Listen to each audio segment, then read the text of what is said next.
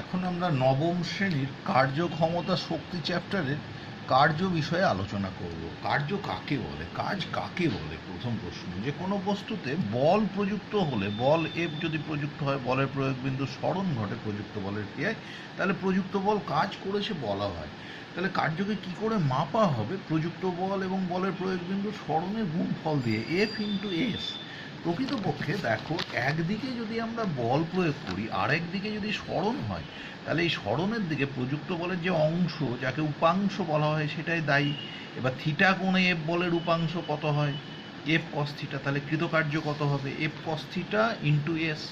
কারণ স্মরণ হলো এস, প্রযুক্ত বলের উপাংশ কোন দিকের উপাংশ? স্মরণের দিকের উপাংশ এফ কস থিটা। তাহলে কৃতকার্য F cos theta into S, বা F into S into cos theta. এটাকেই আমরা ভেক্টর চ্যাপ্টারে আরেকভাবে প্রকাশ করি, ডাব্লু সমান এফ ডট এস। অর্থাৎ এখানে বল এবং স্মরণের ডট গুণফল দিয়ে কৃতকার্য পেতে পারি।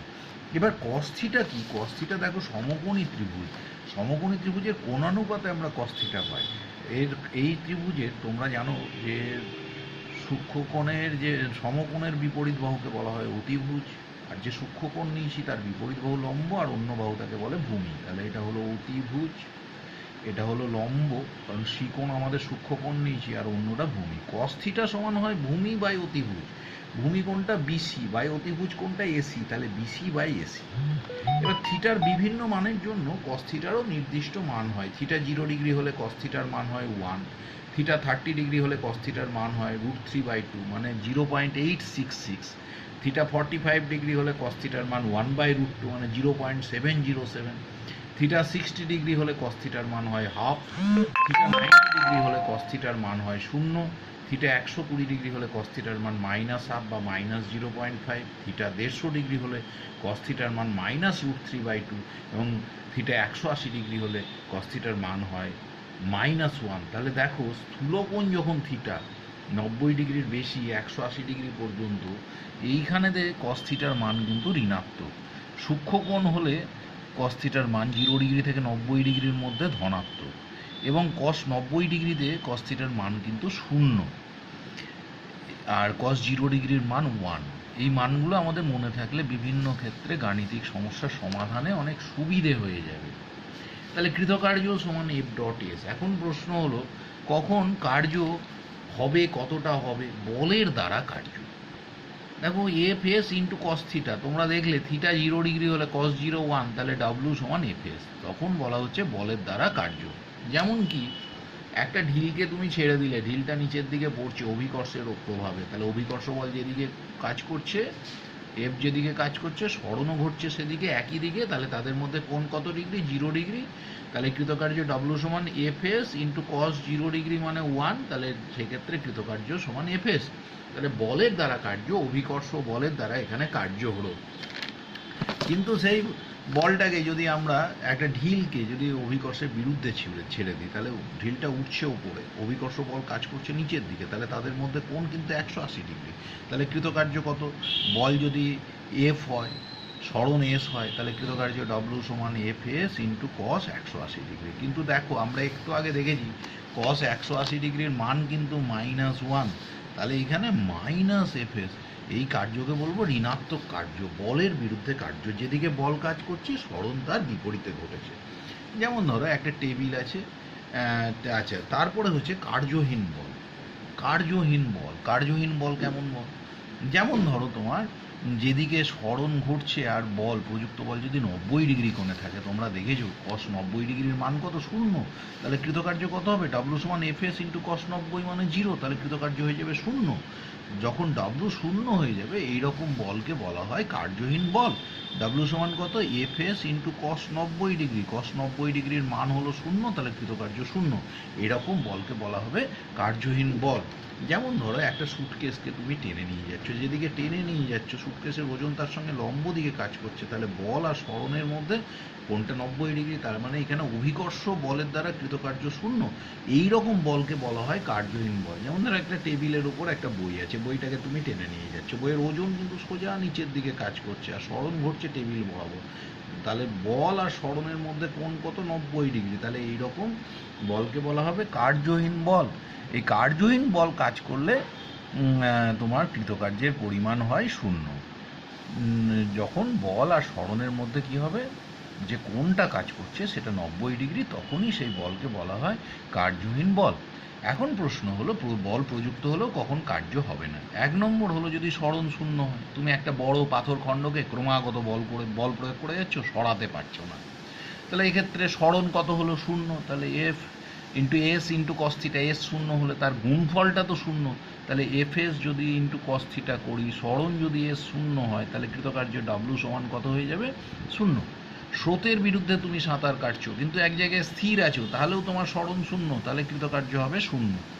তাহলে বল প্রযুক্ত হলো, সরণ শূন্য হলে কার্য হবে না। আর কি হতে পারে, বল আর সরণের মধ্যে কোণ 90 ডিগ্রি হলে কৃতকার্য শূন্য হবে, যেটা আমরা উদাহরণে দেখেছি যে যখন টেবিলের উপর বইটাকে টেনে নিয়ে যাচ্ছি, অভিকর্ষ বল নিচের দিকে কাজ করছে, তখন বল আর সরণের মধ্যে কোণ 90 ডিগ্রি, সেক্ষেত্রে কার্যহীন বল হয়। তাহলে কার্যহীন বল কাজ করলেও কিন্তু কৃতকার্য শূন্য। কিন্তু কার্যহীন বলের ক্ষেত্রে বল আর সরণের মধ্যে কোণ কত ডিগ্রি, 90 ডিগ্রি হবে। এইবারে বলের দ্বারা কার্যের আর একটা উদাহরণ বলি। একটা রবারের ব্যান্ডকে সোজা টেনে বড় করছে, তাহলে যেদিকে বল প্রয়োগ করছে সরণও সেদিকে কাজ করছে, তাহলে এক্ষেত্রেও বলের দ্বারা কার্য হচ্ছে। তার মানে বল যেদিকে কাজ করছে সরণও যদি সেদিকে ঘটে, তাহলে সেক্ষেত্রে বলের দ্বারা কার্য। যেমন অভিকর্ষের অধীনে একটা বলকে ছেড়ে দিলে নিচের দিকে, বলটা যখন পড়ছে তখন বলের দ্বারা কার্য হচ্ছে। কিন্তু অভিকর্ষের বিরুদ্ধে যদি ছুড়ে দাও, বল যেদিকে পড়ছে, বল যাচ্ছে কোথায়, ওপরের দিকে, অভিকর্ষ বল নিচে, তখন বলের বিরুদ্ধে কার্য। আর কার্যহীন বল যখন হবে, সরণ আর বলের মধ্যে কোণ কত ডিগ্রি হবে, 90 ডিগ্রি। আর cos 90 ডিগ্রির মান কত, নিশ্চয়ই তোমরা জানো, শূন্য। কার্যের একক দু রকমের, একটা হলো পরম একক আর একটা অভিকর্ষীয় একক। পরম একক সিজিএস পদ্ধতিতে হলো আর। দেখো তোমরা জানো ডব্লিউ সমান এফ এস কস থিটা, তাহলে ডব্লিউ হলো 1 আর্ক, এফ কত, এফ হলো 1 ডাইন, তাহলে এস কত, 1 সেন্টিমিটার। আর কস থিটা 1 মানে থিটা কত ডিগ্রি, 0 ডিগ্রি। তার মানে 1 ডাইন পরিমাণ স্থির মানের বল কোনো বস্তুতে প্রয়োগ করেছি, তাতে প্রযুক্ত বলের দিকে, কারণ থিটা তো 0 ডিগ্রি, প্রযুক্ত বলের দিকে যদি সরণ 1 সেন্টিমিটার হয়, কৃতকার্য হবে 1 আর্ক। অন্যদিকে এসআই পদ্ধতিতে বলের কার্যের চরম একক হলো জুল। 1 জুল সমান কত, বলের একক F S cos theta, F হলো 1 নিউটন, এস কত 1 মিটার, কস থিটা কত 1, থিটা কত 0 ডিগ্রি। তাহলে কোনো বস্তুতে 1 নিউটন পরিমাণ স্থির মানের বল প্রয়োগের ফলে বলের প্রয়োগ বিন্দু সরণ প্রযুক্ত বলের দিকে 1 মিটার হলে কৃতকার্য হবে 1 জুল। 1 নিউটন মানে কত, ডাইন 10⁵ ডাইন। 1 নিউটন মানে 10⁵ ডাইন। 1 মিটার মানে 100 সেন্টিমিটার। তাহলে গুণ করলে হলো 10⁻7 ডাইন সেন্টিমিটার মানেই কিন্তু আর্ক। তাহলে 1 জুল সমান 10⁻7 আর্ক। এছাড়াও কার্যের আছে আমাদের অভিকর্ষীয় একক। অভিকর্ষীয় একক সিজিএস পদ্ধতিতে তার নাম কি, গ্রাম সেন্টিমিটার।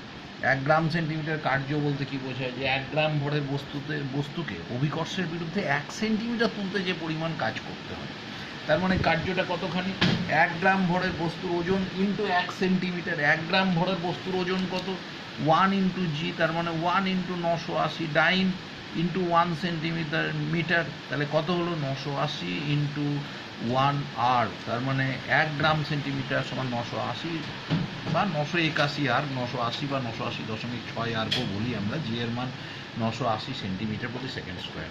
তাহলে 1 গ্রাম সেন্টিমিটার হলো 1 গ্রাম ভরের বস্তুকে অভিকর্ষের বিরুদ্ধে 1 সেন্টিমিটার তুলতে যে কাজ করতে হয়। তাহলে এখানে বলটা কতটা, 1 গ্রাম ভরের বস্তুর যা ওজন, এম ভরের বস্তুর ওজন এমজি, তাহলে 1 গ্রাম ভরের বস্তুর ওজন 1 ইন্টু 981 ডাইন, আর into 1 centimetre, 981 dyne into 1 centimetre মানে 981 আর্ক। তাহলে 1 গ্রাম সেন্টিমিটার সমান 981 আর্ক। একইভাবে এসআই একক অভিকর্ষীয় পদ্ধতিতে কিলোগ্রাম মিটার। 1 কিলোগ্রাম ভরের বস্তুতে অভিকর্ষের বিরুদ্ধে 1 মিটার তুলতে যে পরিমাণ কাজ করতে হয়। 1 কিলোগ্রাম ভরের বস্তুর ওজন 1 ইন্টু 9.8 নিউটন, কারণ তুমি জানো এম ভরের বস্তুর ওজন এমজি, এম হলো 1 কেজি, জি হলো 9.8। তাহলে 1 কিলোগ্রাম ভরের বস্তুকে অভিকর্ষের বিরুদ্ধে কতটা তুলেছো, 1 মিটার। তাহলে কৃতকার্য 9.1 ইন্টু 1, 9.8 ইন্টু 1 মানে 9.8 নিউটন মিটার মানে জুল। সুতরাং 1 কিলোগ্রাম মিটার সমান 9.8 জুল। এবং কার্যে যদি একক বলা হয়, দু রকম একক, একটা হলো পরম একক, একটা হলো অভিকর্ষীয় একক। পরম একক সিজিএস পদ্ধতিতে পরম এককের নাম আর এসআই পদ্ধতিতে পরম এককের নাম জুল। 1 জুল সমান 10⁻7 আর্ক। অন্যদিকে যদি অভিকর্ষীয় এককের কথা বলি, তাহলে সিজিএস পদ্ধতিতে কার্যের অভিকর্ষীয় এককের নাম গ্রাম সেন্টিমিটার, 1 গ্রাম সেন্টিমিটার সমান সমান 981 আর্ক। অন্যদিকে তোমার এসআই পদ্ধতিতে অভিকর্ষীয় এককের নাম হলো কিলোগ্রাম মিটার, 1 কিলোগ্রাম মিটার মানে 9.8 বা 9.81 জুল।